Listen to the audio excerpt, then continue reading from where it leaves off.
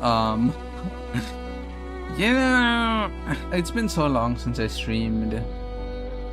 Stuff like that is bound to happen. Stuff like that is bound to happen.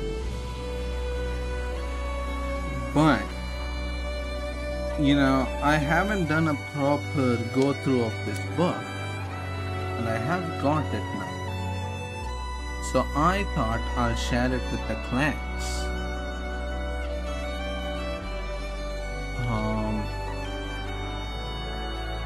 So basically, that's it. Let me get the images sorted out. I do need to download them. I have them downloaded on my phone because that's how I took my image. I don't have a camera, man. I'm too broke for the camera. Book. And I do need to damage and put book 2. Alright.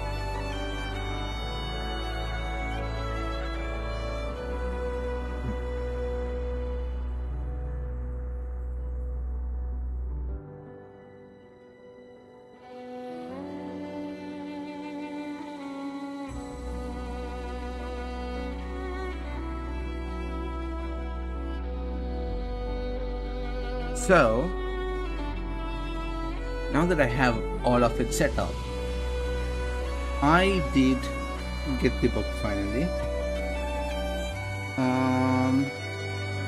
Let me show you guys the images. I should have prepared all this like 50 million years ago. Okay. Browse. You know what? Live book reveal. Let's not talk about how horrifically slow I am. Output.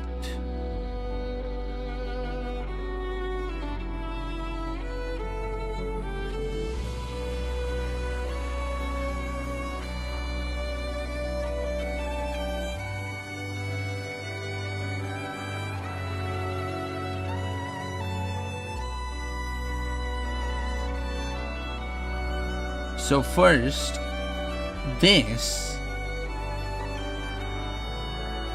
Oh god. It's gonna ruin everything. But like, this is the package I got. Alright? Oh, it's so horrible. This is the package. I got the cardboard box and I was like, what the hell? What is this? What is this fancy package that I got? And like, first of all, they said it was from China, and my parents didn't know. Hey, what the hell? We got a package from China? Where did he get this from? And yeah, they were absolutely confused. And I had to clear it up. I had to be like, it's the book I got. Hand reveal. There is no hand revealing, Lilia.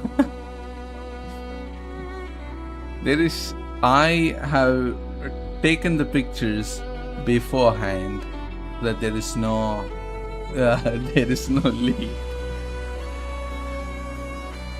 But yeah. This is the package, and I should have a better system of like showing these images. But when I opened it, this is what you get. Dang. Yeah, unfortunately, no hand reveal. No hand reveal today. And I got all sorts of cards. They're all like all the different factions, and of course the footprint redeem card. the background you see back here. So that's what you get when you open, and then there is the cover for the Terra book. This is the cover, by the way. The cover looks absolutely crazy. I might have to rotate this. Where is rotate? Rotate 90 degree. That is the wrong rotation. One second. I'll get it right one day. There you go. I got it. Well, this is the first cover you get in the book, which looks absolutely awesome. Can I just say, the map? I was like super hyped when I saw the packaging. I was like, oh my god. But that's not where it stops. You might think, oh my god, that's it? That's it? But no, there is some more. This is la book.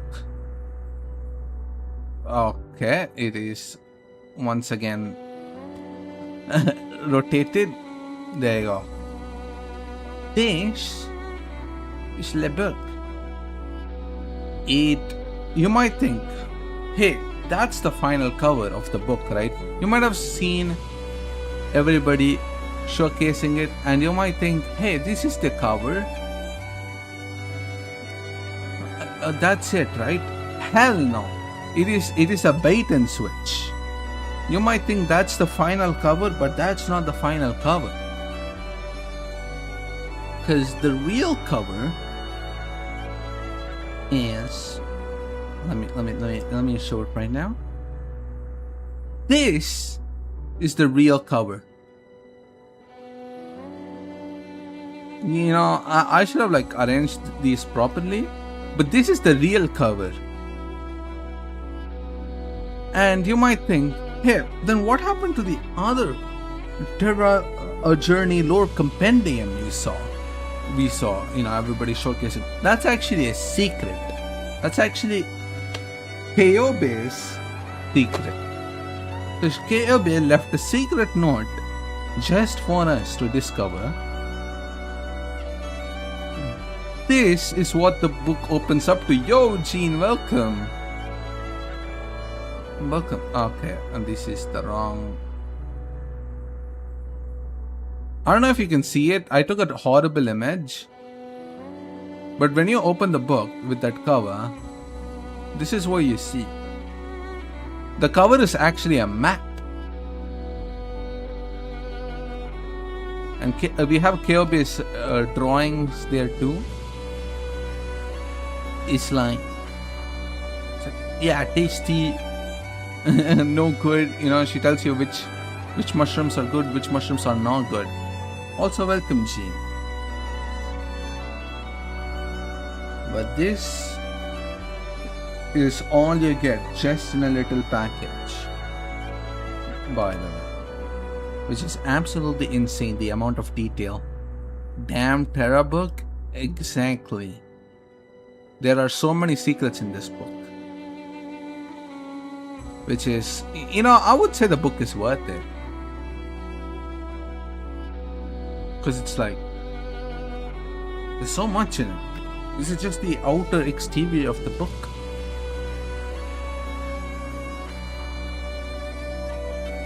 Which is absolutely insane, I tell you.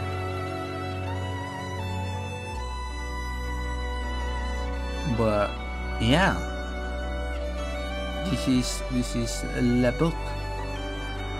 Also, I got PNG versions of it. Wait, Lever, is that a live hand cam? It's not a live hand cam. I'm just taking images. And showing. But yeah, here's a PNG version of it. I am solely responsible for this PNG. Did my hand show? I don't think I showed my hand. Stop gaslighting me, Gene. There's no way I showed my hand. Yeah, I did. It is not alive. Thank God. I'm stressed right now. This is healing me. Can't believe this. Can't believe this. But I am happy that you are no longer stressed. But yeah, this is all you get in the book, but it's absolutely ridiculous and pretty insane, I tell you. So yeah, that's it. It's been so long since I streamed. I feel so awkward streaming. I say so long. It's been like what, 1 week at max. I'm like, what is this streaming? I feel awkward, man. I'm like, what's up with this? But yeah. Yeah, you're gone for so long. A week, I tell you, a week. Too long. Too long, some might say. Yeah. Do you want me to read the book? So this is what I'm thinking about. Should I make like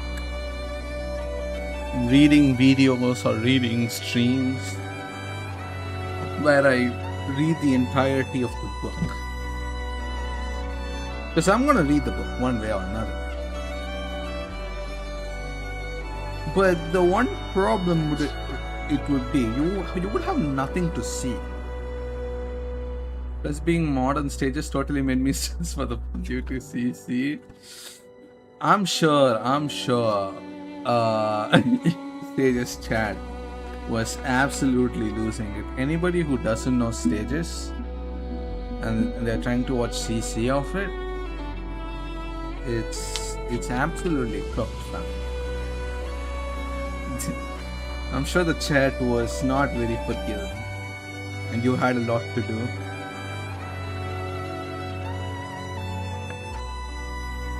But you know, hey, you made it. So that's pretty nice.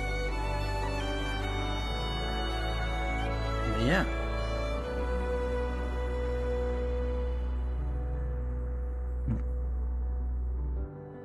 I handhold him already. It's perfect, yet he's still paying. I actually haven't done my CC purely because I got, what's it called, done with it. I kind of get burnt out of Arknights because trying to do the thing. Yeah, as I want to listen to this, I had read it honestly, but it's in CN. I see. Yeah, I mean, I feel like there's more in depth, more information which you don't get with the CN version. Like, cause there are a lot of different little notes. I don't know if you got that. I tried to find the CN versions, but there is little things. There are so many little things. Did you even know about the secret book cover? Like, that leads to the map with KOB's secret? I didn't know of this. Nobody told me of this. I was like, wait, you can peel the cover off? And I realized that's not the real book cover. I go back to my room now. But yeah, it is very well made, by the way. The quality is really nice. I can't say anything about the quality. Of course, there are little surprises. Yeah. I mean, it's worth it for the price of the book, I guess. Absolutely ridiculous, but I think everyone knows who got the book knows not to spoil it. I spoiled it. I feel like everybody got the book now, you know. It's late enough. I can spoil it. If you haven't gotten the book already,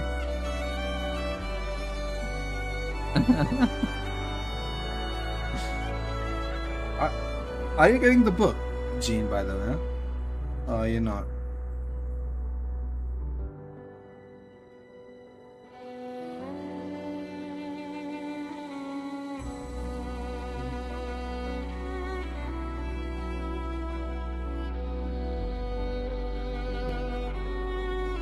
It's totally fine. I mean, I should pick a day to fully read this. I mean, it's not gonna be done in one setting, obviously. It will take a lot more. But let's try to get through as much as we can on this stream. So first you open the book and it's the debut work of Dr. E. Erickson, written for his dear people and in turn you, the reader. Following his 23 years of travel and 51 and a half years of teaching, it's the 23rd or 24th revised version of the book. He has revised this book apparently 25 times and he is done with it, and he will not make a different revision of this book. He's like, too many revisions, I tell you, too many.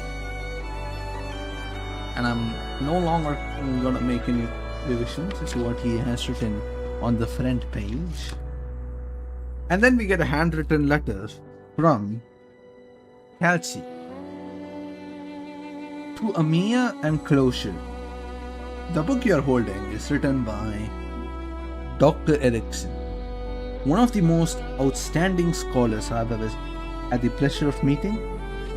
The description of this great land in this book are not merely summaries of various materials and research reports, but writings that faithfully reflect the author's experiences over the years of travel. They offer a portrayal of the lives of people across Terra as seen through the eyes of a traveler living in this area. I have added a few notes to some sections, not to correct them, but merely to supplement them. Knowledge is, after all, a collection of perspectives formed as individuals come to understand themselves and the world around. So, what they are getting with the book is that it's not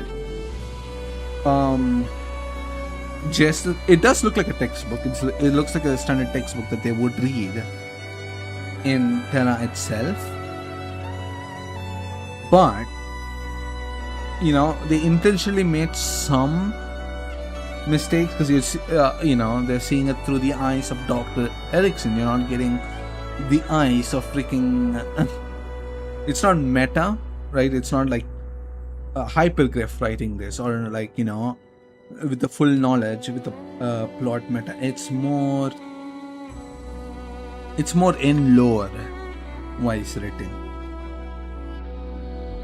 which is interesting, because if they just made a summary of every single little thing, like hey, these circuits make your LMD, they produce LMD, and if you had written like that, then the book wouldn't really be fun. They made it way more interesting. I've simply journeyed a bit longer than most. Before the world changes beyond recognition once again, people should decide for themselves how their stories will be told. So I shall be intimately familiar with the contents of this book. When I first opened its completed version, long lost memories and emotions came flooding back. I recalled a vast green land with melting ice crystals falling from golden shrubs, melting the fur of creatures running below. This was not the land's original form, but it was my first glimpse of it. Without a doubt, this scene has changed countless times over the years. It cannot be precisely depicted in this book, yet it is precisely these billions of fleeting moments of life's transformation, layered one upon another, that have shaped Terra we should see today. The world presses forward endlessly. I was not and will never be the only witness to this journey for the future that sails across this gentle land that belongs to all of you. So that's Kalchi's letter. She has written to Amiya enclosure. And we also learn that Dr. Erickson is married because he's like, I dedicate this book to my beloved wife. Without whom these people would have still had a while to wait for this book. So I think I should keep the fully readings. Lever, have you pinged in Discord for the stream? I did. I think there are 2 little pings, but it's fine. What I'm thinking on doing it is we'll keep a separate reading stream, a separate channel for reading. I don't know if I'll make it videos. I don't know if people wanna watch streams of me reading this, so that I might do differently. But right now, I will go to the most exciting information in the video, just like a rough go through. Reading for me is healing. Exactly. I don't know, maybe I'll make like an audiobook. Kind of wild. Where I just read it without interruptions. I make like a thing of it. I don't know. So people can look through the chapters themselves. They're like, hey, which one do I want to go for? Want to listen about? Like how I go through the Arknights wiki page. So it could be like that. Something of that. So let's go audiobook video type when you listen to them reading while relaxing. Yes, it is absolutely insane. So I'm gonna make a text and I'm gonna make it clear what I'm reading, because I'm just gonna go to the interesting parts. My favorite part of Arknights lore is, of course, anything related to the Sakyas and Castle. So let's go to chapter 4, Races of Terra. Just to make this clear, this is what I'm reading, so that if people are joining, they can just tell.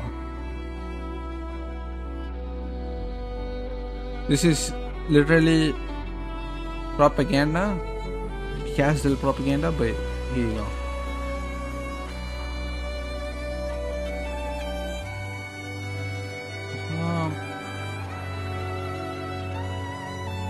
Wait a minute. Let me just position this.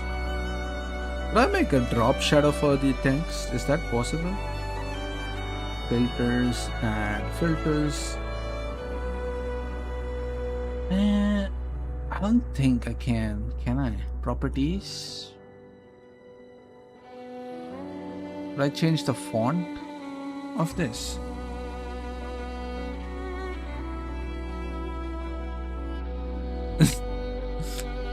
Look at that. That's it. That's text, I guess. Okay, should I make it Bebis new? Okay.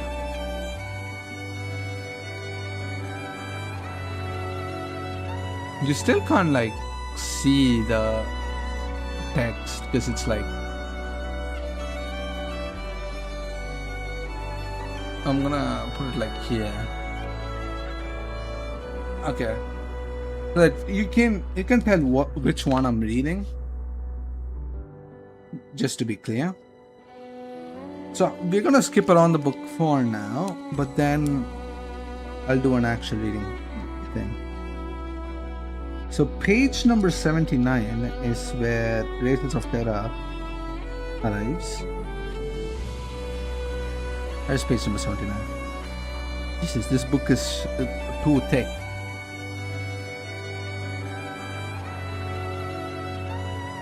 Oh, we got the different beasts.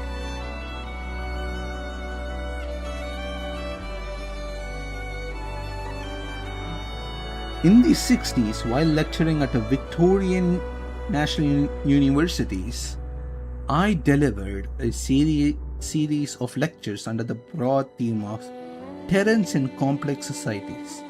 At that time, some students approached me, asking if I might preserve part of the content in written form for future study and reference. The transcriptions of those lectures form the basis for this chapter of the book. Were we to travel back 2 centuries in time and present this chapter to racial studies scholars of that era, we might be met with disbelief and confusion. At that time, research on humanity was extremely narrow in focus. Scholars were mainly interested in measuring the heights and weights of different races. Okay, they were like, just, yeah, let's see what the common height is, weight is, and that's it. They focus on topics like maximum strength of male forte, topics like the material conditions of various races and their status in society and cultures have only emerged as field of study over the past few years or so, past century or so. I'm not suggesting that today's researchers are superior to their predecessors. Rather, I'm paying homage to these pioneers of the field. How did people's perceptions change? Also, my model will stop tracking because I'm looking down while I read this. What broadened our horizons? When did we come to realize that Terrans are both a biological organism and a social identity? Anyone who wishes to truly understand the subject should respect the existing body of knowledge and the pioneers who built it. As such, we must fully examine the intellectual history of racial studies. With a comprehensive background, we can then proceed to discuss the current state of society. Therefore, in this chapter, readers will first encounter a historical introduction, followed by explorations of this race. Alright. So, you know who I'm gonna skip straight to.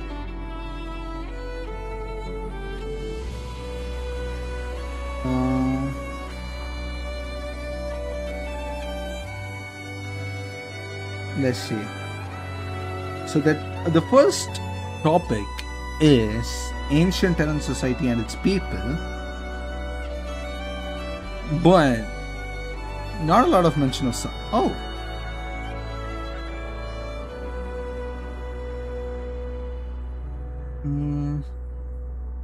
Okay, there's a little note about solitary dwellers outside society. Where in the ancient Terra society and its people section, where it says, not all Terrans instinctively form social groups for survival. In the Sami region, a group of Sarkas known as Cyclops have a unique culture of solitude. Cyclops are strong and reclusive. They live in isolated locations, a behavior that likely originated from after the migration from Castle Sami. In their culture, living to learn with oneself is a crucial concept, possibly stemming from their long lifespan, which encourages such widespread introspection across the entire group. So apparently, the Sami, or the Cyclops in Sami, live completely isolated. Not just isolated from society, but isolated from each other, which is interesting.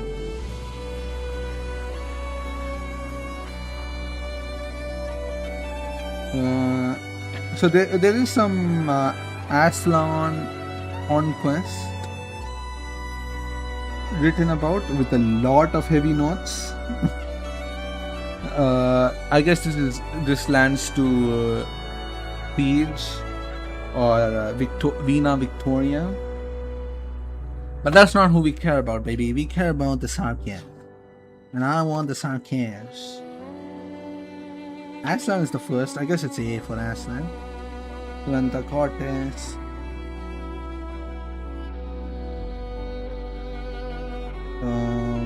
Caprina, Forte, Lafayette. Wait, it's not. First of all, the races are not done in like alphabetical order. Then why the hell is Aslan first? I really thought they were making a more alphabetical order of this, but apparently not. Celebrity contest. Elefia. Fidia. Oh, the picture for Fidia. I'm just listening here, okay? It's alright. I understand. Manticore has her own section.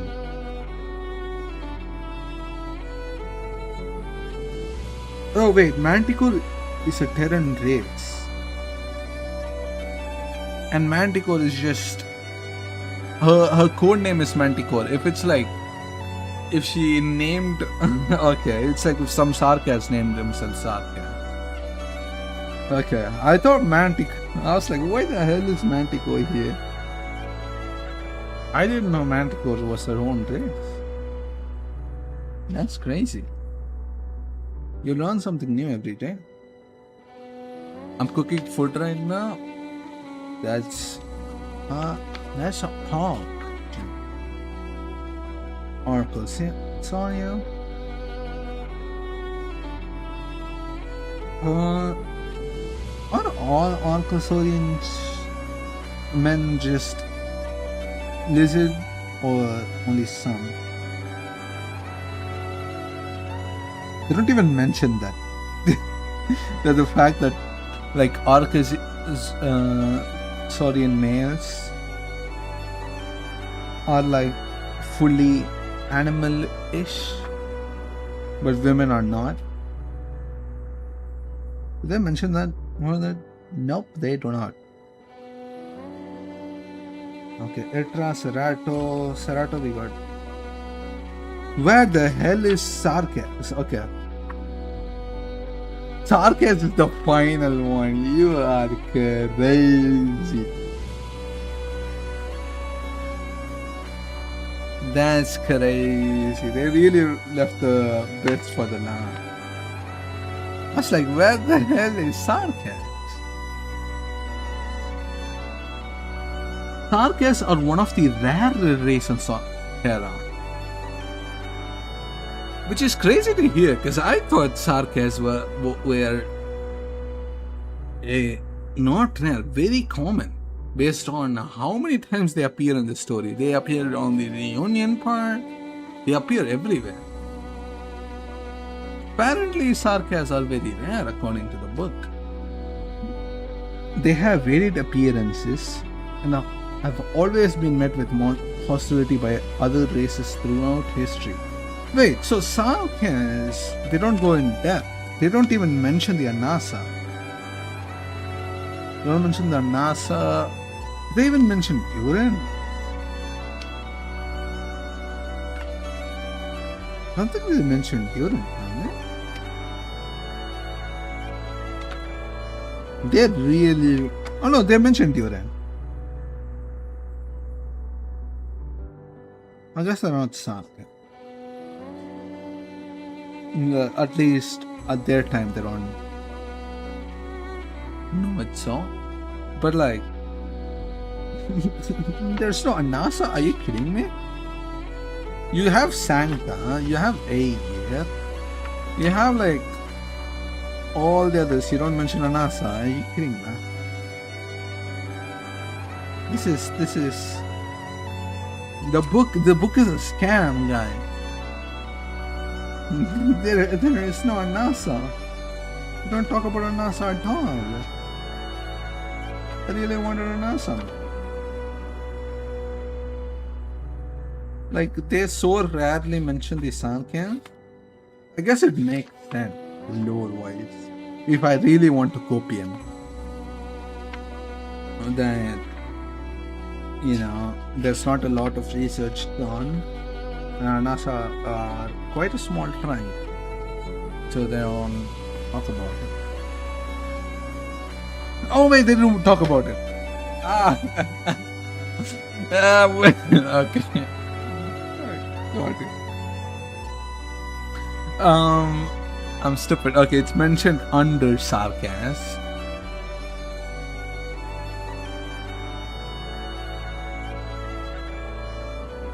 The Sarkas have 10 prominent clans, collectively known as the 10 Kings Court. According to some Sarkas, these clans are the cornerstone of modern Khazad. Over 1,000 years of turmoil have left Sarkas divided with the 10 Kings Court on the brink of disintegration. Most people know only the Sarkas clans of the court, but there are also a few non-court clans. The Goliaths, the Anasa, and the Oni. Okay, that's where the Anasa and Oni are mentioned. People don't know of the Anasa and the Oni. Okay, that's good. And there's also a little note from Kelsey. In fact, at their peak, there were over 100 different Sarkas clans. Oh my god. Unfortunately, most of these were mercilessly exterminated over the years. That's crazy. So, essentially, genocide. So, there were 100 different Sarkas clans. Holy crap. It could have been 100 King's Court, man. Today, the 10 and the 10 King's Court refers to gargoyles, vampires, Damastes, Naxxrammers, Cyclops, Banshee, Liches, Wendigos, Revenants, and Djal. The Diablos were once part of the ancient courts, but they were removed after the extinction of their pure blood. Thus, it can be reasonably reduced with the Patriot's death, basically. The Wendigos will eventually be removed from the royal court someday. Holy crap! This is just to realize how bad the Sarkas discrimination is. It is not just ooga booga. This is the direct difference between freaking Enfield and Arknights. I mean, you can't really say it when, Arknights has 6 years while Enfield has less than a month. They have 10 days. And it's version 1.0, but like, the Landbreakers ain't got nothing. I didn't know this part. I didn't know like there were 100 different Sarkas clans. But they were, Kelsey takes a lot to write that. It takes a lot to write that. So, for her to write, most of these were mercilessly exterminated. That's crazy. So let's read the text. Cruel, violent, dangerous, and barbaric. That is also somehow some would describe the Landbreakers. But they are. There is some justification. These were once given the only given qualities people associated with the Sarkas, as if they were evil given human form. However, in truth, no one is born evil, and the Sarkas are no different. Other races imagine themselves as the bearer of justice and light, using this as an excuse to wage war against the Sarkas. Even today, this prejudice remains. Throughout history, the Sarkas have mostly led nomadic lives.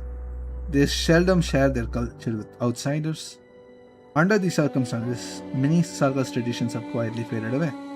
The modern image of the Sarkis mercenaries is actually influenced by the tribe's long history of wandering. They're highly susceptible to onipathy, blah blah blah.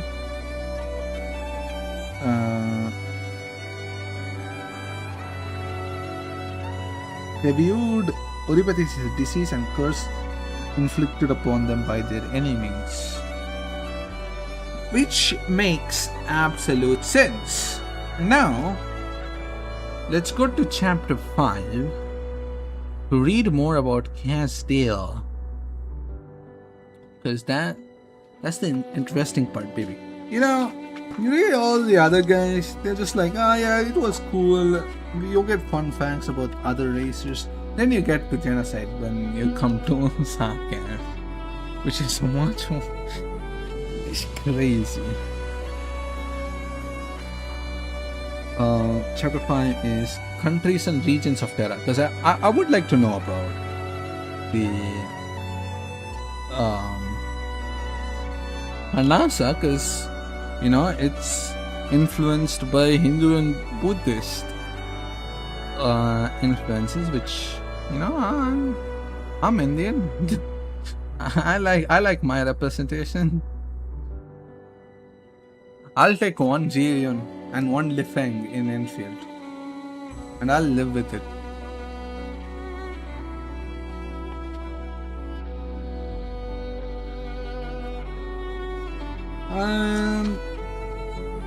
Draco's Rise. I bet you they're gonna. Okay, there's so much text about Victoria. It's disgusting. We have so much about Victoria. Like the first page is Aslan's. The first page in Fundraise, it's Victoria. Jeez, man. Who wants Victoria? And I'm gonna take a little guess here. Castle is gonna be last. I bet you. Castle is 100% gonna be the last.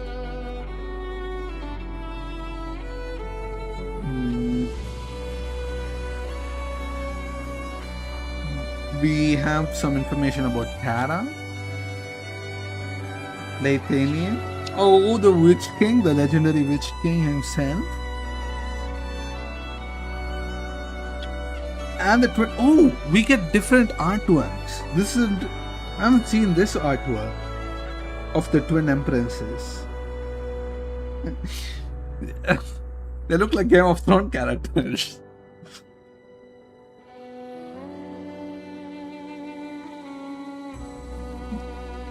That's funny. Ursus. Yeah, I knew it. Castle is gonna be last. Jesus. How are we gonna get through all of this? Founding on the Ursus Empire. Yeah, no cares. War of the Four Nations. We have heard so much about it. Even in Enfield. Oh my god, there's so much notes for Laterano. There is so much notes for Laterano. Holy crap. It is. Oh, crazy.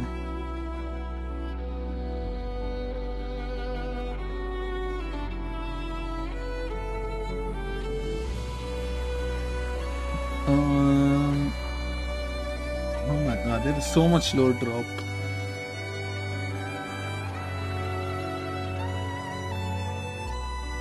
The Gun Knights. There's also trivia. The Iberian Inquisition, Iberia. What's Iberia again? There's this Iberian song, the Golden Land. Aegir, brother, we have information on Aegir, but not. Yeah, I can't believe not Castle. Okay, that's Terra. Oh my! Just this one chapter alone is so many pages, man. How much pages? Yeah, Kashimish! Kashimish!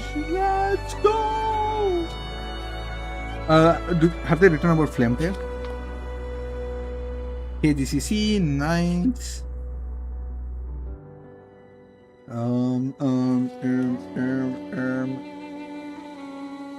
Campaign Knights, blah blah blah. Brother, they haven't written about Flametail. Are you crazy?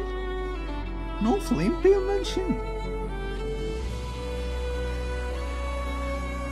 No Flametail mention. Ah, this book sucks. I want a refund. No mention of Finest Sylvestris, the legendary nightclub.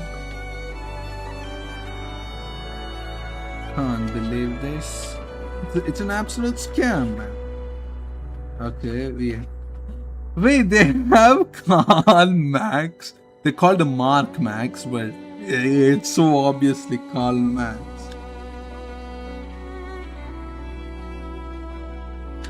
Okay. Alright.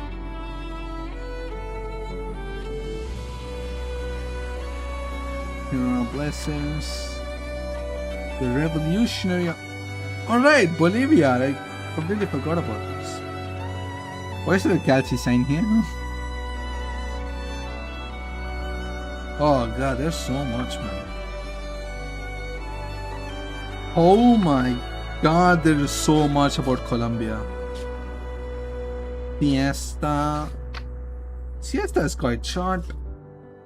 Bolivia is big. Holy crap. How many pages?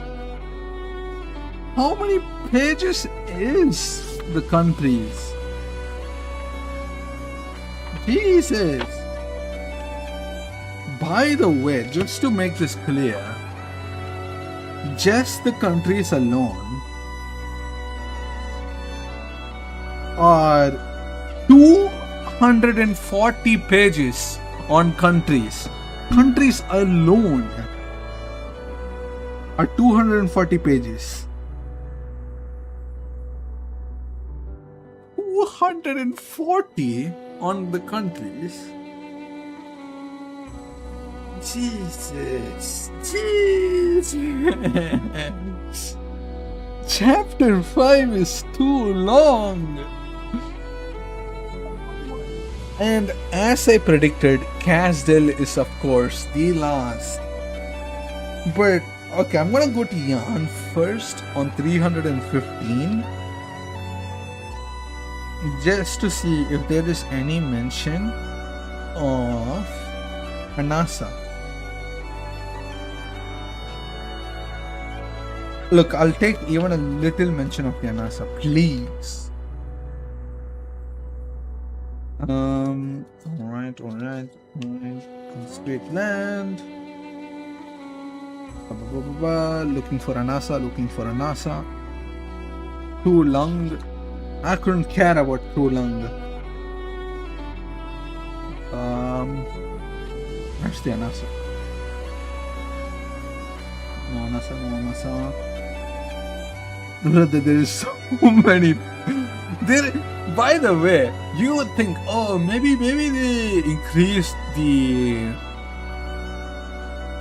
pages by making the text big. No, the text is so freaking small. There is so much information, and it's still 240 pages long, just for the country. This is so big. No way. Where are we getting through all this?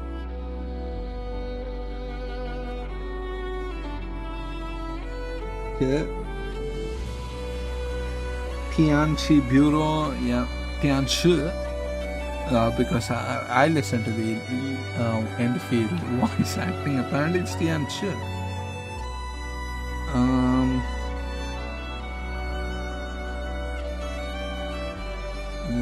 ba- ba- ba- ba.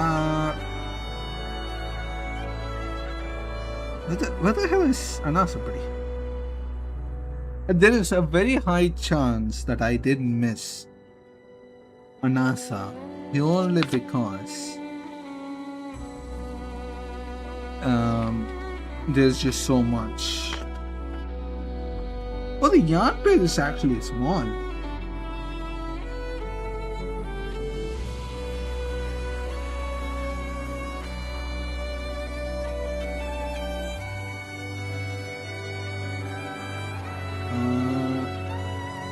I'm reading quietly. Yeah, no, I probably missed it.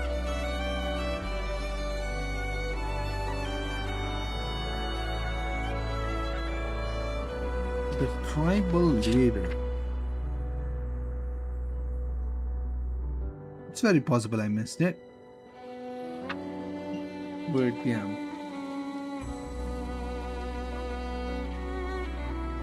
Okay, then there is Higashi. Higashi is where we are currently in the thing. And here is Castle! The goat! June 1086. I don't remember the exact date. Amre Tanka, a history teacher at the 8th. And I fear the last traveling school in Castle's history. I have personally visited the Grand Lathenian Academy, surrounded by flowers and music, so I cannot bring myself to call this shabby mobile platform a bastion of education. However, after cannon fire reduced it to rubble, I knew I had to share my thoughts in writing. Among those who escaped with me are 20 children, none older than 14, were likely the last surviving teachers and students of this school.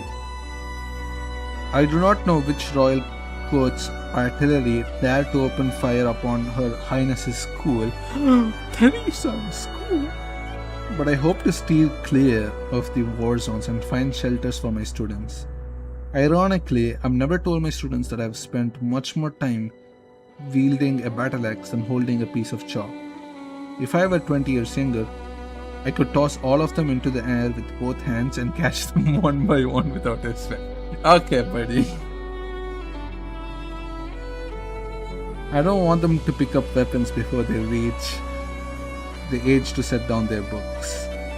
I had thought that under Her Highness Teresa's rule, at least one generation of Sarkas would escape such as childhood. But now we are forced to travel hidden paths by day and burn textbooks for warmth at night. Holy crap. I can't risk letting the children freeze without medicine or supplies. These books, once meant to ignite the flames of knowledge, fuel the future, now smolder in wastelands. Our past was grand and boundless. The lights of our homeland filled the night like stars cast to the earth by the King of Sarkas, embedded as gems in the crown. But now, our world is narrow, dark and confined, where a thin piece of metal can measure death and record the only thing others strive to remember about us in this ceaselessly flowing molten river of iron, not our names. The black ore has already cursed our bloodline, dooming most of us to an early death. I refuse to let ignorance become its accomplice, further corrupting the innocent souls born into this wicked land. How else will we tell the future generation that Castle, its people, its history, and its future are valuable? Must hatred be the one Sarkas' only legacy? Should we continue tossing blood-stained dog tags into the furnace, forging shackles that trap each new generation into the prison of war? When I throw books into fire, am I not simply finishing what the artillery shell started? No, I say.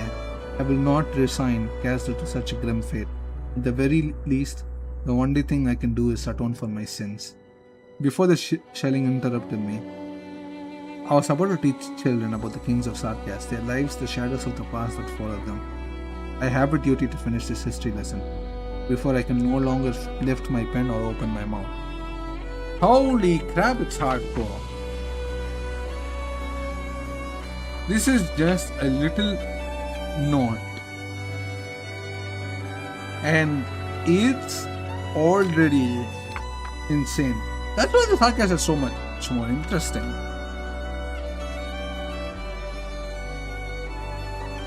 Like, everyone else is like, yeah, they have horrible things, like the Iberia is suffering with seaborne.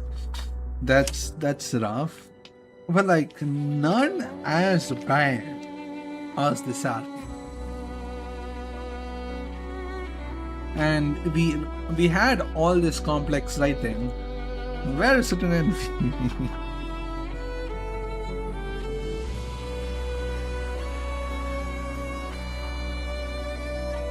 Alright.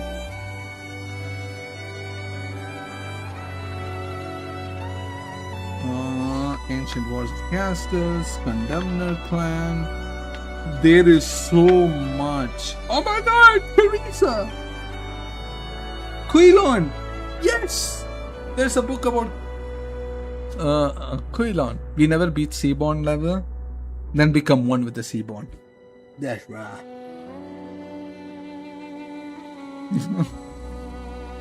I'm all into the Church of the Deep.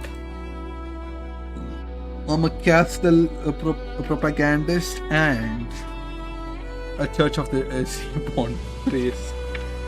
Who would have known? Yes, we become one. PRDS Eclipse! Hello! Welcome, welcome.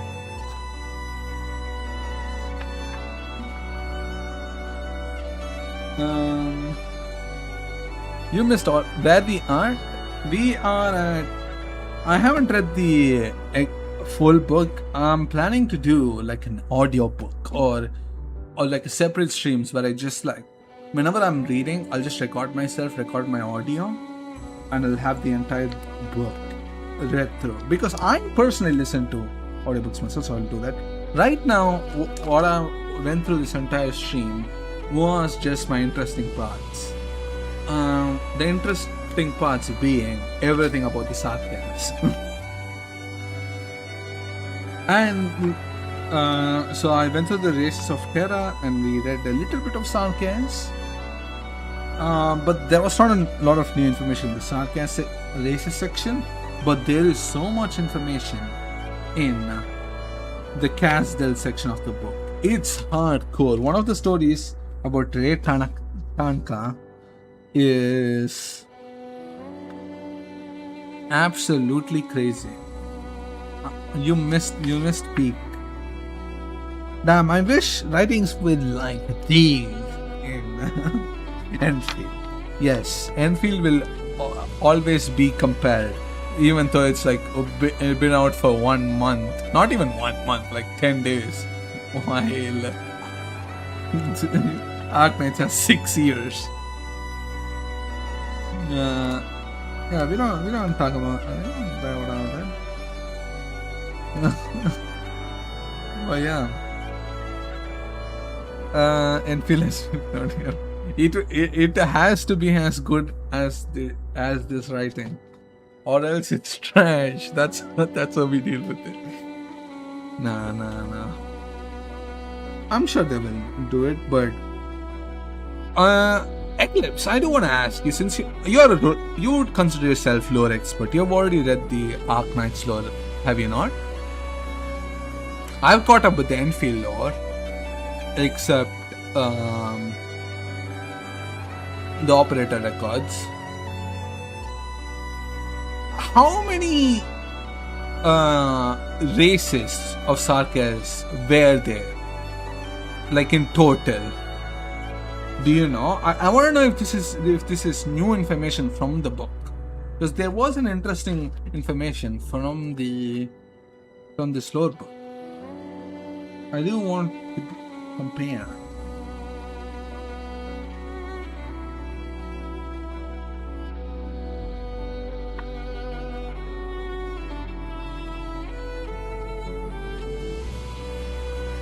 I could say all total races, yep, throughout history.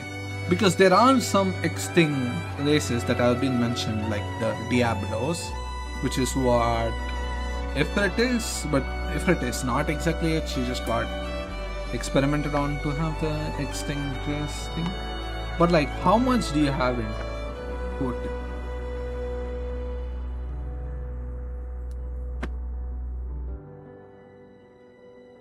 How much are mentioned in these stories? That is what I would like to know.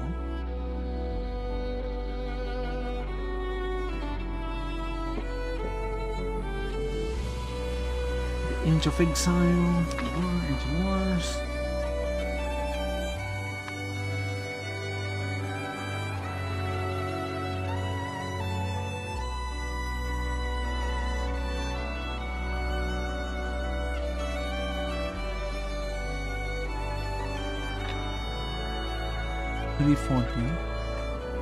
Okay. While I wait for your answer, can I just say Quilon is still called Quilon?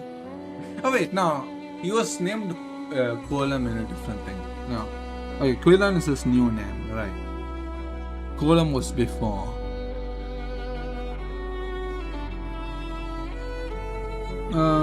But I think there's 15.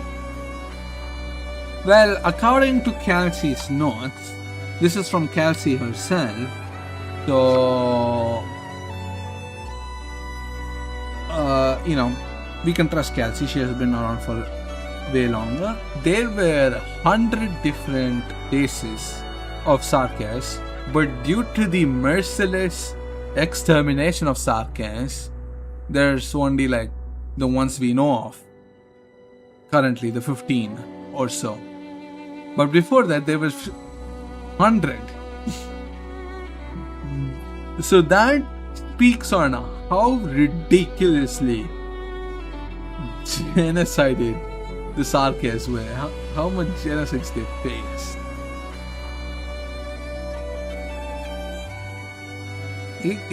That's absolutely diabolical. Sounds about right. That's insane. 85. Am I bad at math? Yeah, it is 85. 85 different races of Sarkis, sub-races, which just went extinct. That is absolutely crazy.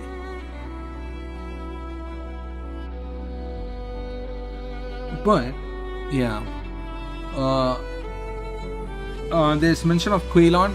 Look, I'm just gonna say Quilon is my goat. Okay, Quilon is named after an Indian lake. Okay, and that's where the Anasa come from. And Anasa are, basically Hindu Buddhist. So that's pretty Indian of them, and also Chinese, Indo-Chinese. But like, look, Quilon, let him be my self-inside. No. But like, Anasa race is my goat, alright? I'm gonna be rooting for the Anasa race every chance I get. Because represent, it is so hard to get find any Indian characters anywhere. So even the Quilon only has the name of the river and nothing else. I'm still gonna consider him the goat. I wonder if there's predecessor lore in the book. I think I have to go through it. There is so much. 400 pages. It's gonna take super long. But I heard a theory. Quilon is based on Buddha, which makes sense. Because like Buddha was from India, and then he was actually a prince, and went all the way to China, which makes sense. But here's the thing: the river where it's based on, the name Quilon, is nowhere near where Buddha is said to have originated from. So it's not exact replica, and you know, no doxing, but like, I might be near that river. Look, okay, it's a big region. Okay, it's not that much doxing. It's like, I'm like, you know, me for real. Me for real. They saw me, they saw I'm gonna be the next Arknights guy, and they got Quilon there.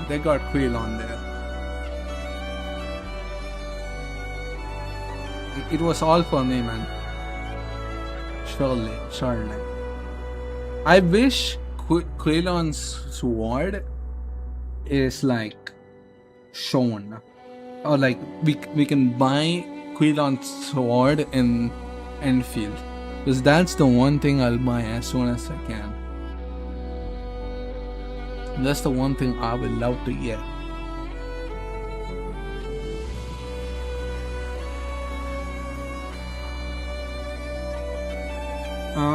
So there's an entire text page about Quilon,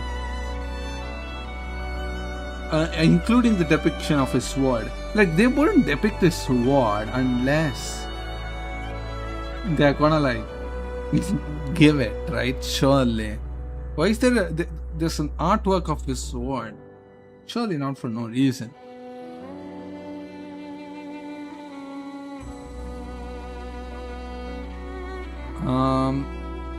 We're all taught at a very young age, King is the rightful ruler of all Castel and the sole protector of Sarkas, that all the royal courts must kneel before him. When the errant sovereign established his authority over the clans, preventing another rebellion, he sought to consolidate his rule all over Castel. To do so, he weakened the power of nomadic clans, stopping them before they got out of control, as the Condemned clan had. The errant sovereign focused on the rifts between bloodlines, weakening clans by conferring the nobility title High Lord of the Blood to key figures, particularly in the So basically, bro does not want a revolution or like people fighting again, so he gave powers to everybody and like making sure nobody has too much powers.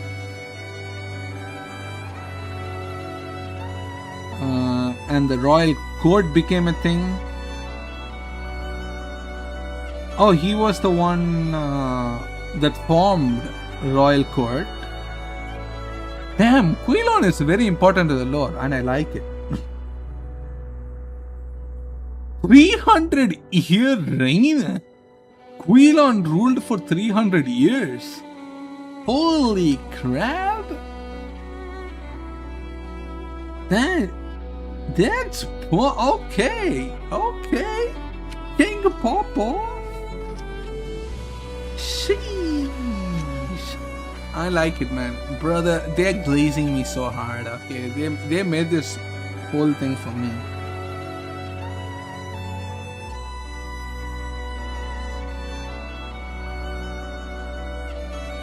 Each noble of the courts earned their peerage from suffering. Quilon once hoped that nobles would understand this and agree to share the burden of protecting Castel's destiny. Blah blah blah.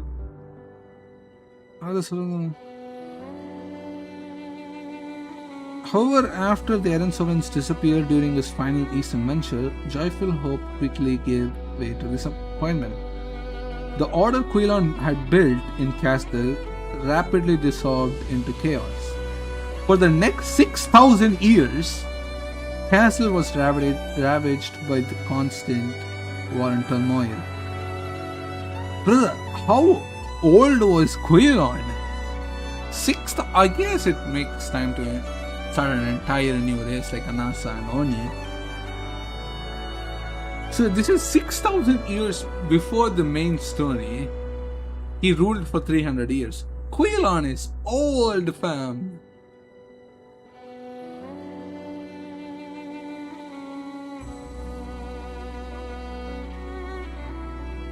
Oh my god.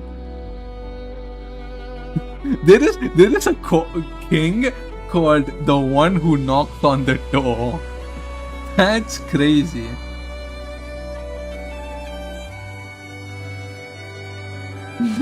The one who knocks. There is literally a Sarkaz king who is the one who knocks. But you're older, you know. Yep, I am like as the Anasa Sarkaz. I have and the friend of the Rex, who is like 1,000,000 years old. I'm like 4,000,000. I basically taught how Quilon how to like rule and stuff. The one who knocks.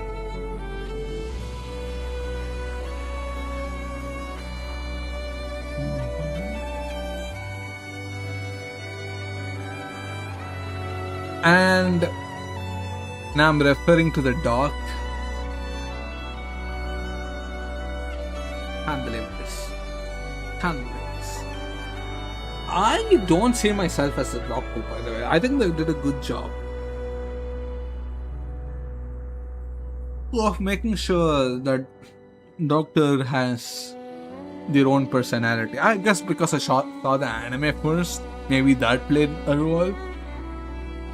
But like most gacha games, you can self-insert. I don't self-insert with Doctor, but I do see the self-insert with the administrator because God, the lack of personality. But I can see what's it called? The administrator is starting to have their own personality very early on. This is just version 1.0, but there's already like what's it called? In the sort of Levitan, quest. That's where I liked it. The administrators started having their own personality, and I was like, that's a good direction. Surtur's story is fun, where the administrator just acts on their own and actually has voice acting and does their own thing without you doing anything. I think that's how they should do it. It's pretty fun.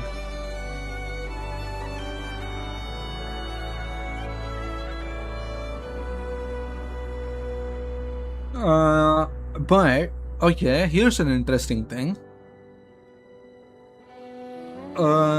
Teresa and Theresis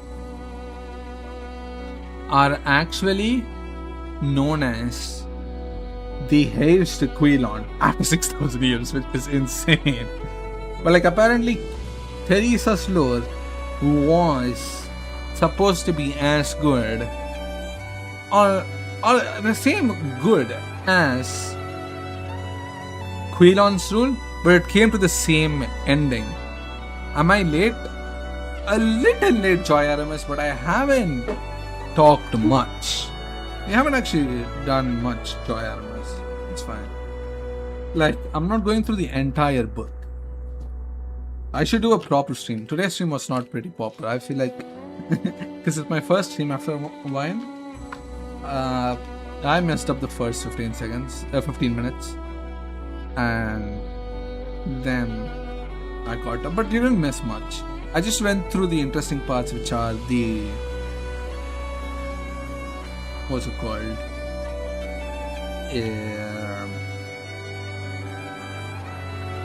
The sarcasm bits of the story. But you can see where I'm reading. I'm currently reading chapter 5, Countries and Regions of Terra. I'm skipping through. I didn't go through all of the books to reach here.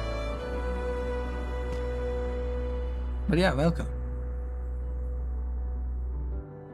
But yeah, Quilon and Theresa's rule were both great and had a lot of hope, but they ended the same way, where Quilon got killed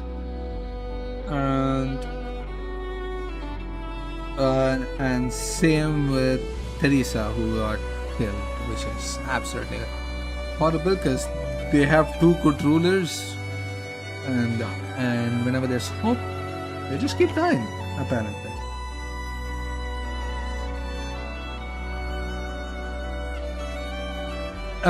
So do you guys want to read about? So this mentions the, what's it called? The Calci's what's it called? War against Castel before she befriended Teresa. I think this is an interesting piece because it directly mentions Kent going insane wild on Castel. And I'll say, even as a note, the entire course of this war has been faithfully recorded. This is Kathy's mistake. So Teresa and Theresis apparently weren't meant to become kings. Teresa was a clothes maker and Theresis was a swordsman. They were both orphans, I assume, taken in by King Gillis. King Gillis was the one who was king before Teresa and Theresis. So in 898, which is 200 years before the main story, the military skirmishes between Castel and the coronations finally escalated into full-scale expedition. A hastily assembled coalition army made up of Victoria, Latania, and Gaulish marched from Latania to invade Castel.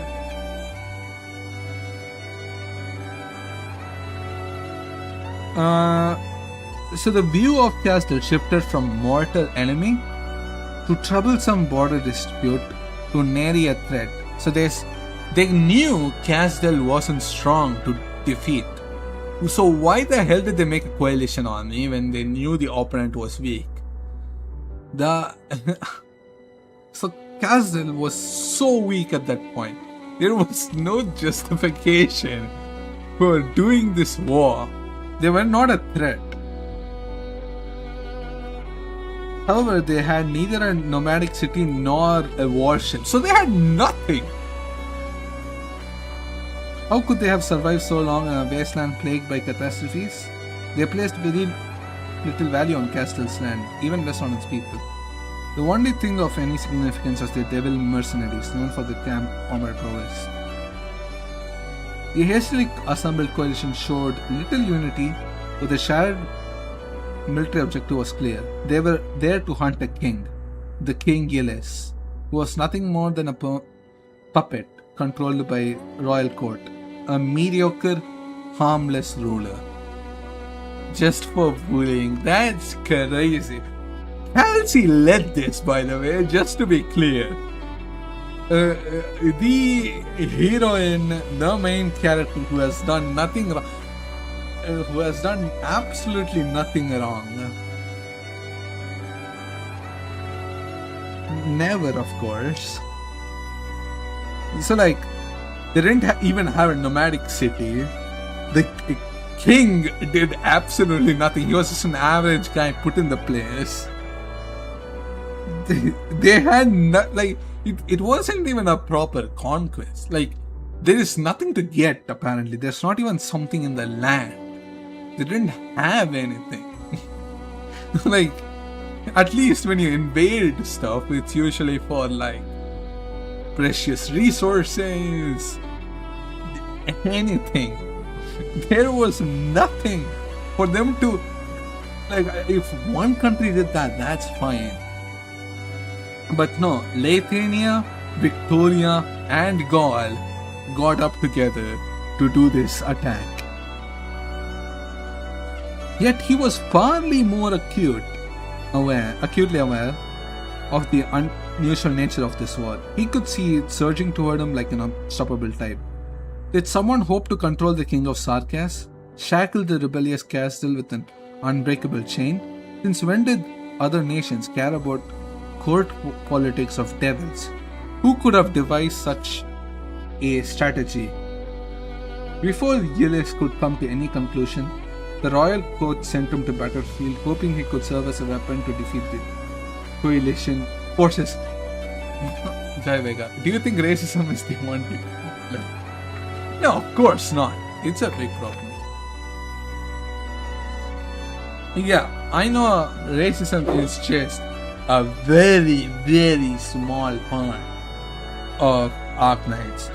Like, there is the catastrophes, there is them just being, humans being humans. There's the seaborn, the existential threats. There is so much. But I like Castle way more.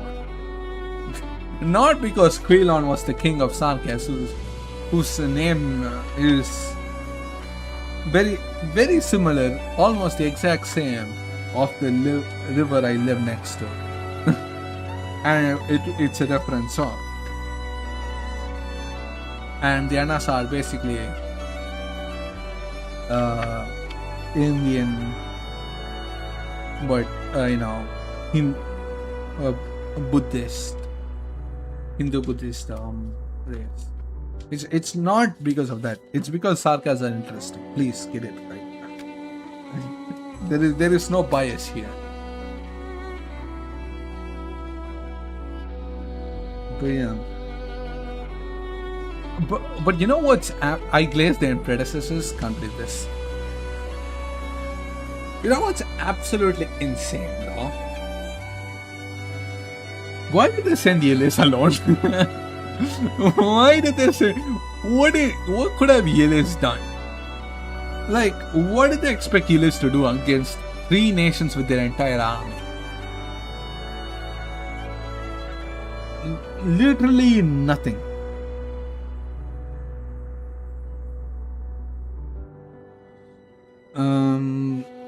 But I guess they sent him alone. Yelis had...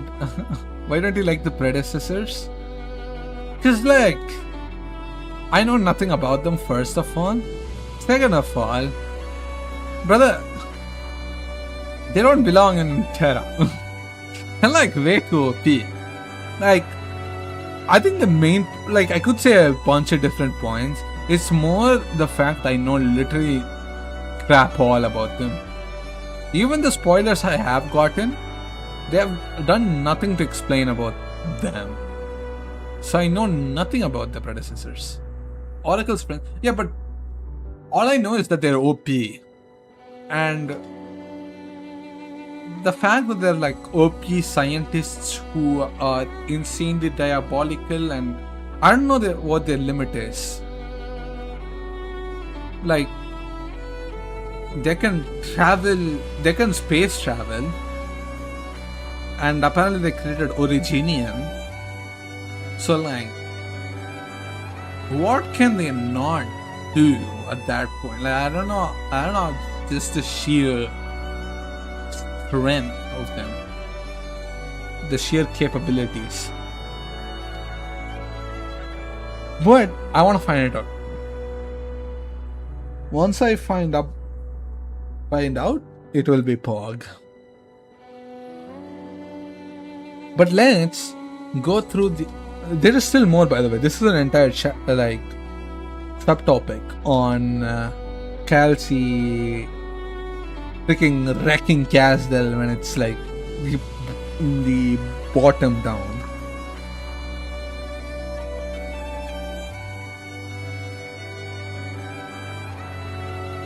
They didn't create origin, by the way. Their fingerprints are all over like the Seaborn. Only Oracle and Priestess created origin. I see. I have to read all that. One day I will. But let's continue with the story. Iles had lived a mundane life as a king, passively playing puppet to the royal courts. In his final battle, he failed to die a hero's death. Gaulish artillery, Lithuanian spellcasters, Victoria's steam armor, of course the Steam Knights, all the technological advances of the Crystal Age trampled upon the Sarkas at that moment, nearly. Among the 6 Sarkas generals, later to be known as the 6 heroes, Her Highness Teresa, General Theresis, are not the first to rise and attempt to turn the tide of the battle. It's likely no one noticed the unremarkable pair of mixed blood Sarkas. So they're mixed blood. They're not pure blooded Sarkas. Siblings in the king's entourage. A court clothesmaker skilled in weaving and cutting fabric, and her brother who served as sword-bearing protector. You know what I don't understand? How did Teresa learn how to fight if she is just a tailor? However, they soon made names for themselves in the Great War. They rallied the remaining royal guards, convinced them to hold the line. When some of the soldiers sneered at the notion of a seamstress giving orders, yeah, how did a seamstress give orders? The generals severed their horns.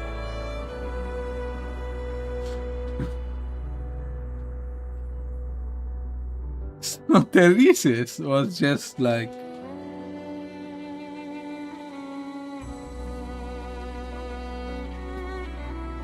if nobody listened to Teresa, Theresis would just go up and just break their horns.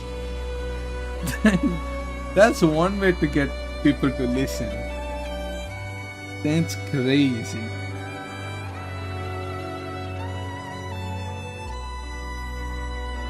Her Highness, the General, and Anaxarher and an elderly lech formed 6 lines of defense, standing shoulder to shoulder to stop the coalition's advance. The mixed blood twins' seamless partnership and extraordinary talent won over the proud leaders of the royal courts, convincing them to temporarily set aside their differences to build a united defense under command of the 6 heroes. Did they understand the twins' true limitless potential at the time? We may never know for sure. Though our forces did not completely collapse, the coalition steadily burned our homeland to the ground. Before long, Castle found itself surrounded again as the armies of Gaul, Victoria, and Lithuania aimed their cannons at the heart of devils. That's crazy. So first they sent in like a small coalition army to just destroy them. They survived the attack, and now it's their fault for fighting back and defending themselves. But they sent an entire Gaul, Victoria, and Lithuanian army. They sent a full army, prepared to fight for the fate of the city in a desperate struggle. Meanwhile, the 6 heroes began to uncover clues to end the war. They believed that there was a mysterious figure orchestrating the conflict from behind the scene. Someone with enough influence to convince the nobles to dispatch their armies in a coordinated siege. Halsey orchestrated the war! What? She was the cause of all of this.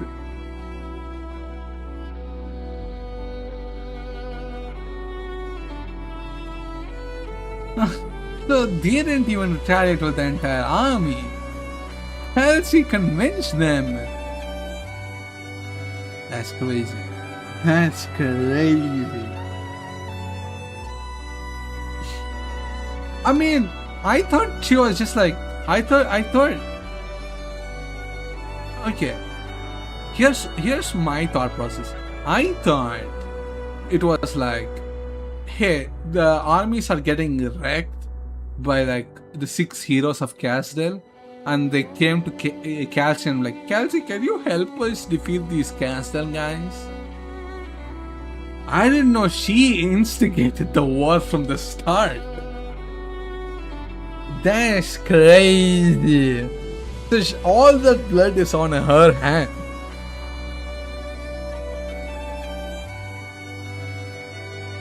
How is she mad at the doctor when he is just as bad?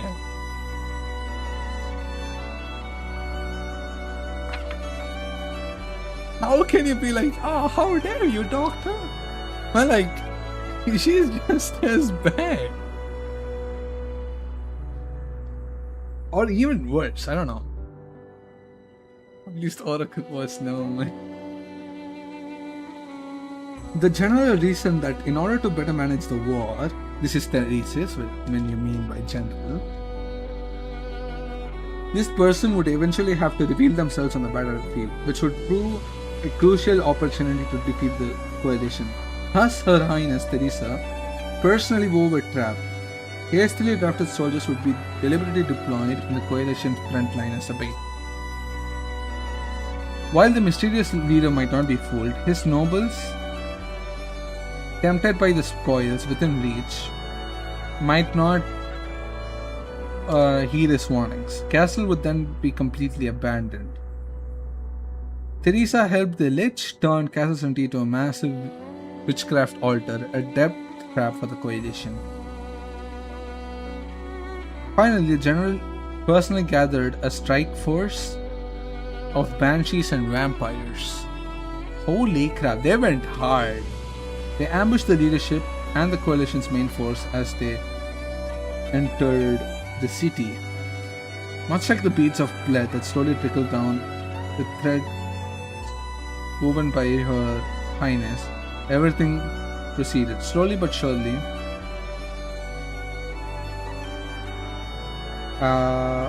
According to the plan, in this single battle, the coalition lost nearly a third of its men, more than in all previous engagements combined. At the same time, the general engaged the coalition's leader in a legendary sword fight.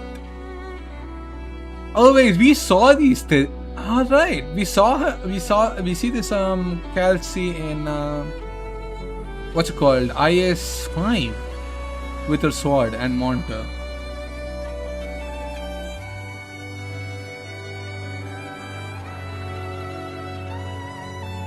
The general, like, oh right, Theresis got on the sword fight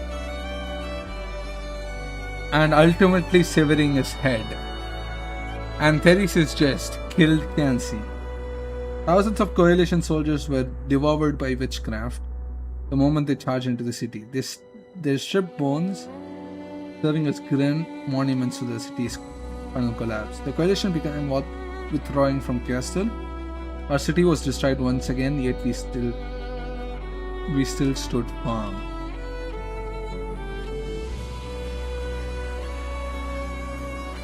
That's crazy.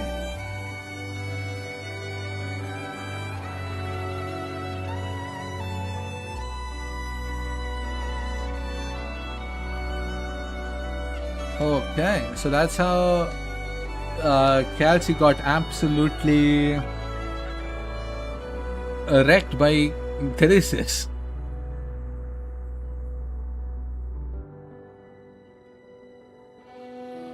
I mean, I did the IS-5 battle. Kelsey was kind of weak, not gonna lie. Yeah, it was no shock that she got absolutely wrecked by Theresis, the aura farmer himself.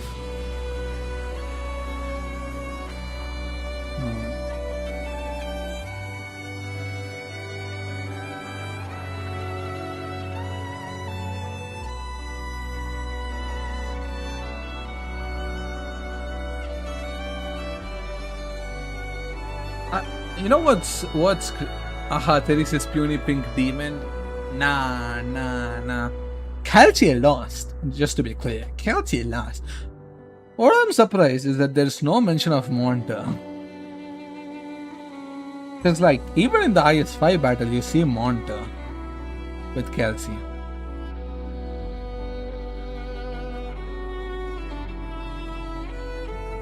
But you don't see that. But it's not mentioned. Legend has it that at one point the Black Crown chose both Teresa and Theresis as the new king, but the general gave up his claim to power. He chose to guard the throne rather than to sit on it. Blah, blah.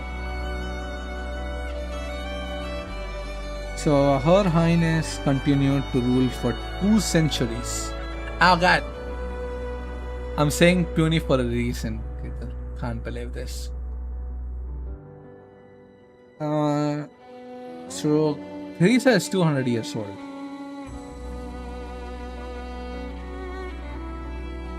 So in the rule we saw catastrophe. Okay, my model is bugging right now because I'm looking down. But like, so she started nomadic hospitals, nomadic agriculture, traveling schools, which we did hear about.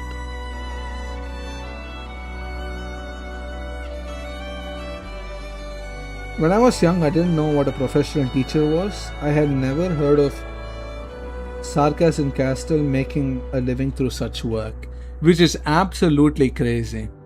Did you go through 15.2 after all? No.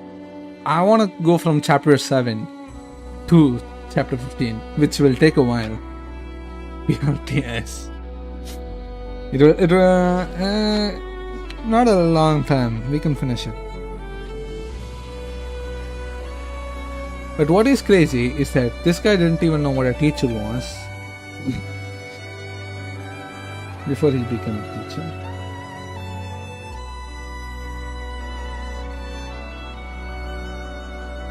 How is my model still struggling? I thought you already read up to chapter 9. Nah, fam.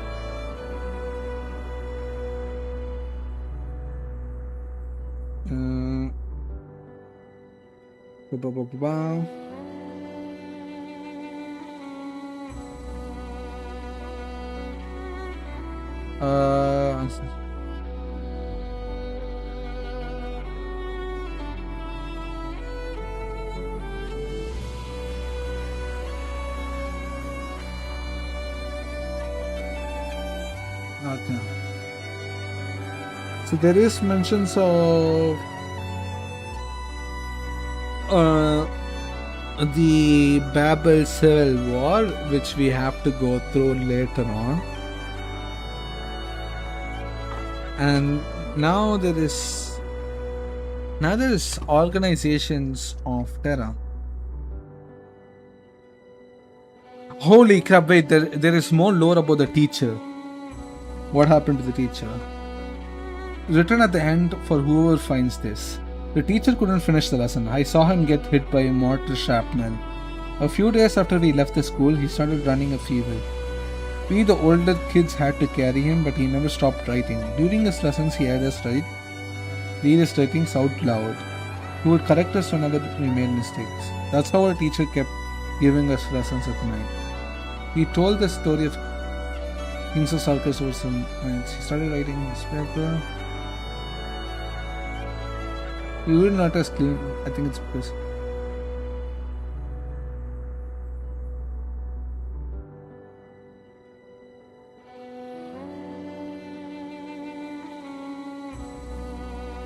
we are going to war now.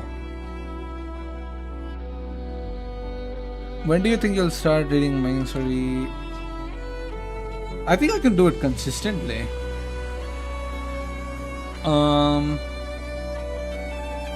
Like every Saturday or something. I can just do that. There's not a lot to do right now. So like I can start reading consistently.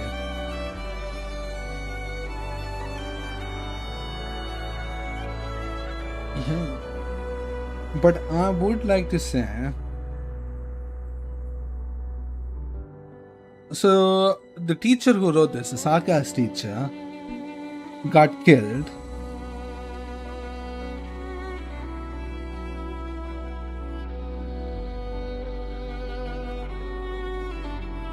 Um,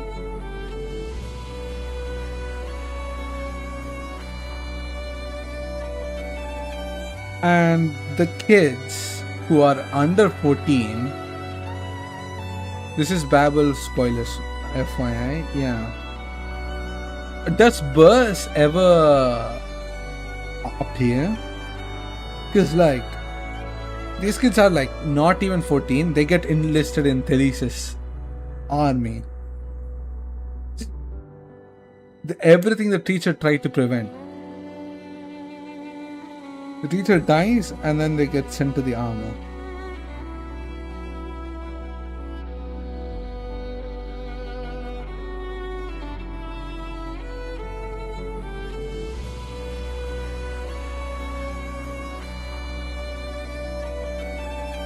Holy crap.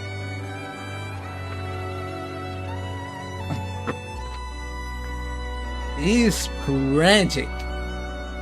So they became miners for the war. This was in 1086. So let's take like 11 as the max age. At the current story, they would be like what? I think the current story is like 1098 or something.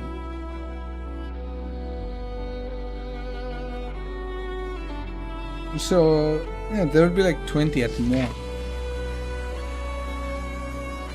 And this book was written at, yeah, but they didn't give a year.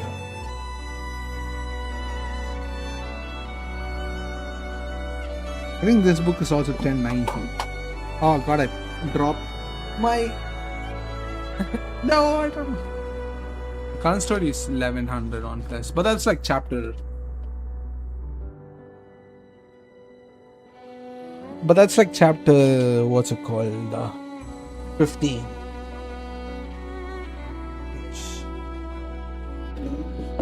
But yeah, that's absolutely crazy.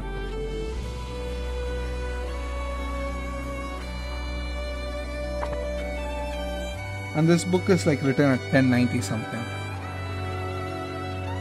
Before Kelsey. Yeah.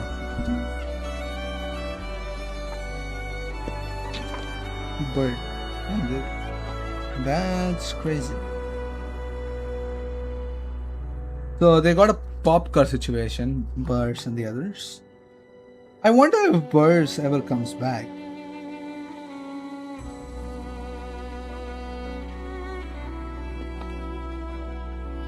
Like, because this is her name, I don't think it's randomly mentioned, is it? Maybe he might be in Babel, let's see. Wait, what is Oda's real name? Just check it. Is it just Oda? If he is Burrs, that would be insane.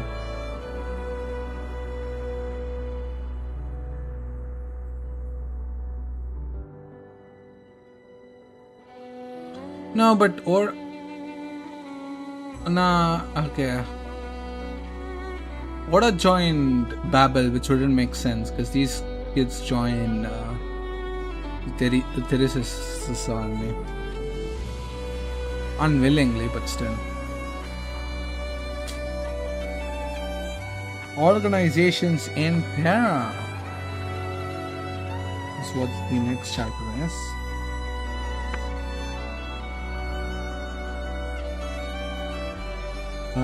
Road silence is not even mentioned. That's road silence is in 389 to 400. Okay. 389. Yeah, road silence. There it is. Let's put Organizations of Terra.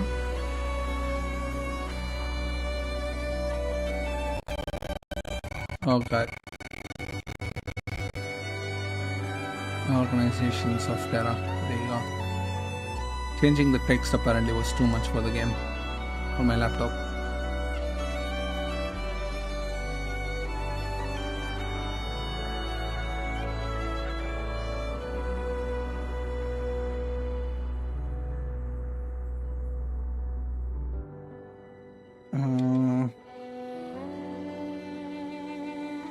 Bro, this is a whole PR page, I tell ya.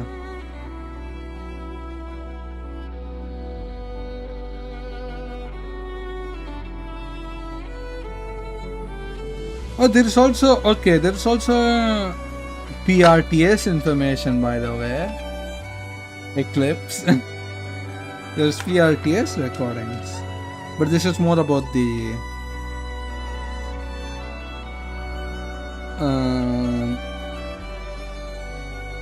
what's it called?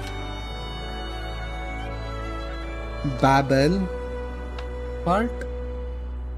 And we also get the voting poll for whether to get Doctor out of Chernobog, the start of the very chapter. So there was like a 60% vote on yes for getting the Doctor out, while 30% voted for no Doctor, and 10% abstained, which is probably Kelsey.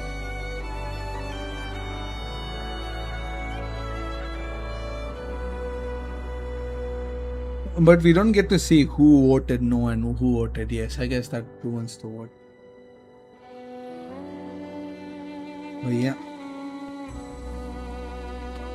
So they won by a narrow.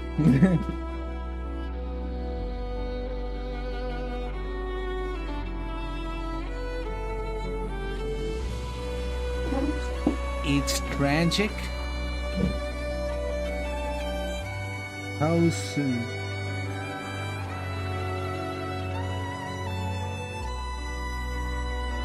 The medical. Okay, there is a lot of information. The Rhodes Islands land ship.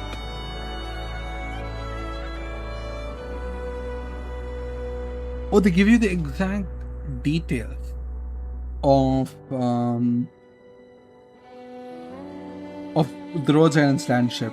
It's 600 meters in length, 600 meters in width, and 136 in height, and it weighs 130,000 tons with a crew of 2,000. Its max speed is only 80 kilometers per hour, so it's pretty slow.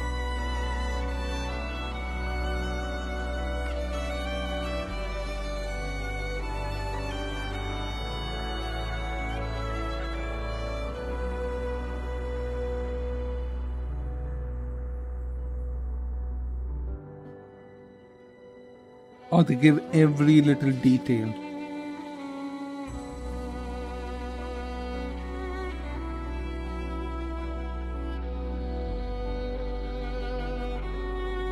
Oh, it also gives information about Amiya's parents. They were engineers of Rhodes Islands who were attacked and killed. Amiya was not even 10 at the time. Was survived the attack and rescued by the Doctor. 130,000 tons is equal to a cruise ship. I guess that makes sense.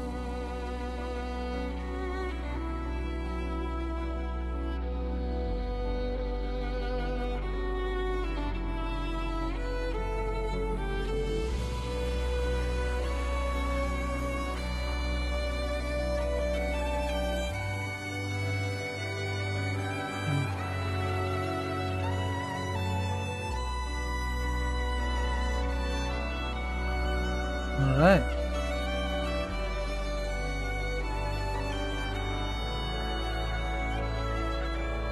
Amaya was adopted by Teresa when she and the doctor returned to Babel in 1091. So she did officially get adopted by Teresa, which is interesting to know. It has modules. This is the top deck plan. And then we just have the normal deck. And we have information. Mama, there is Papa Jones and there's Mama Jones. Have you ever heard of Mama Jones? My favorite food, Mama Jones.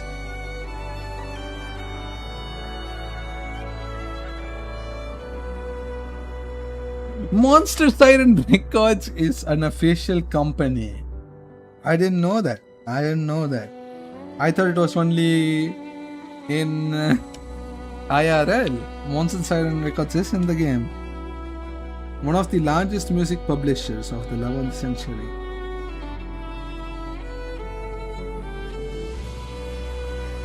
Oh my god. They are officially part of the lore. I did not know this.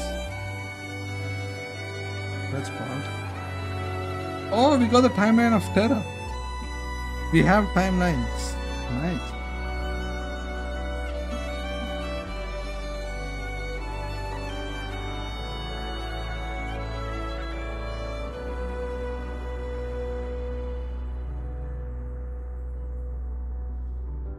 The Doctor's second awakening was in 1096.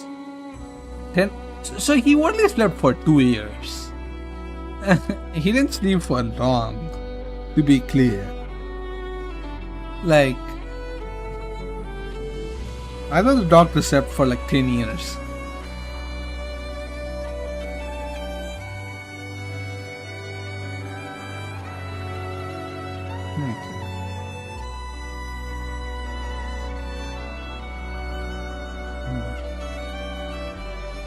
The timeline is very appreciated.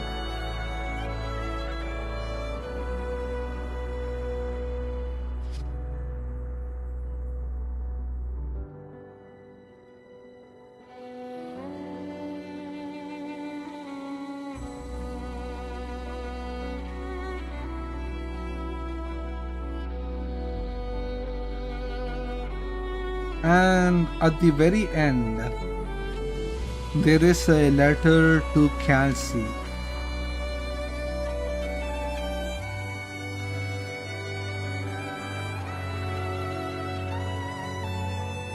But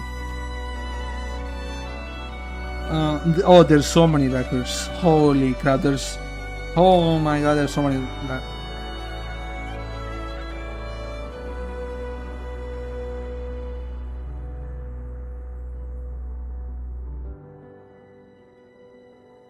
Oh god.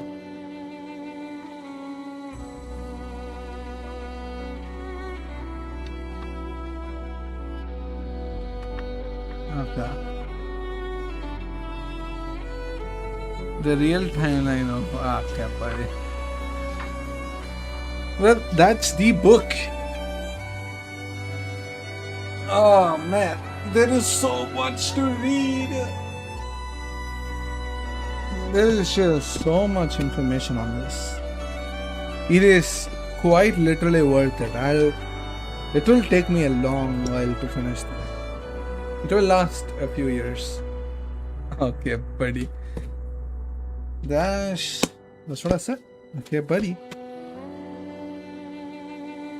But this is la book.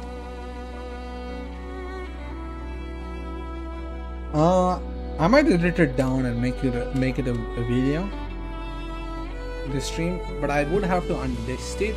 It's like the first few seconds was horrible. You know it. Parents and sarcasm mostly human right now. Yes, I've been spoiled. It's because of Origini Empire.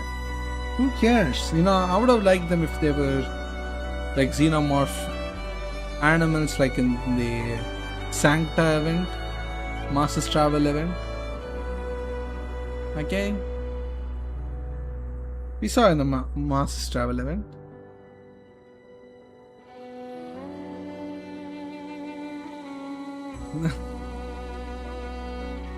Hindu doesn't still been fine. AK wouldn't be attracted to this. Like that's true. That's true. I think. Yeah. I mean, to be clear, dinosaurs are thought to be. It's not confirmed because it's all theoretical.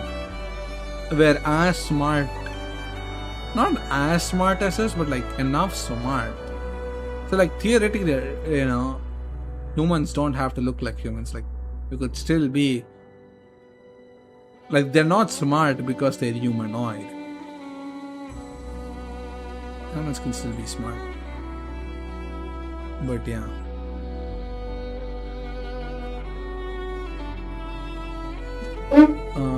So which would make sense, but yeah, I guess it wouldn't be the most appealing thing in existence.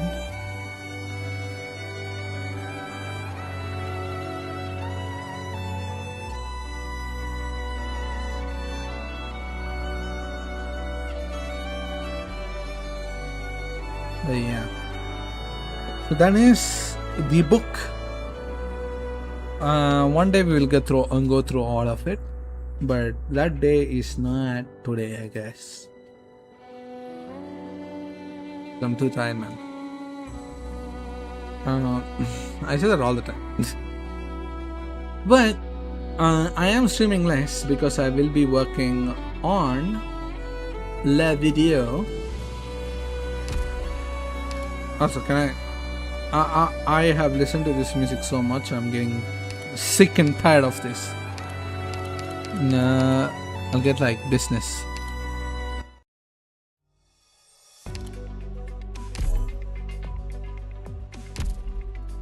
Why is he flying? There you go. Ow, ow, oh, oh, whoa, whoa, whoa, whoa, whoa. There you go. There you go. Wow, we are sick and tired of Kelsey's theme. Look, no matter how good a theme is, if it lasts for more than 2 hours, it's too much. It's too much, I tell you. Also, the cover keeps coming off. By the way, did you know, we are taking sick clips. Did you know the cover is actually a lie? The cover of the book is actually a lie. It's a secret.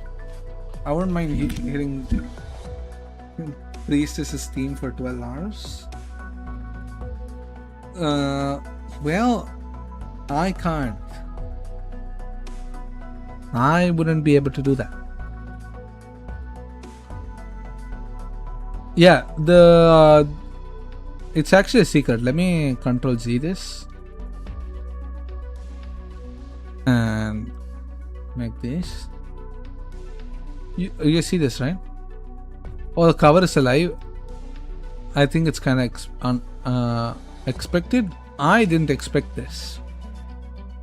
Nobody ever even talked about this. But this is the real book cover, by the way. And you might be like, why? How did the cover peels off? Because it's actually secret by Kyobe. This is what the book cover really is. It is a map of the, you know, of Terra.